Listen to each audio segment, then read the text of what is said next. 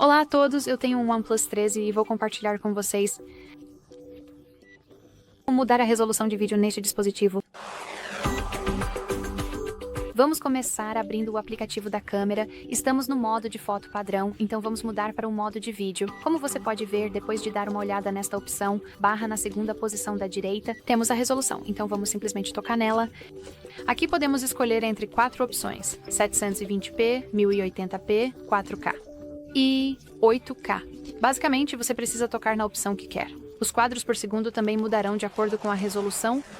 E se esta opção específica, digamos 8K, estiver destacada e se estiver visível bem aqui neste ícone, significa que acabamos de definir a opção com sucesso e a partir de agora nosso dispositivo gravará os vídeos na resolução escolhida.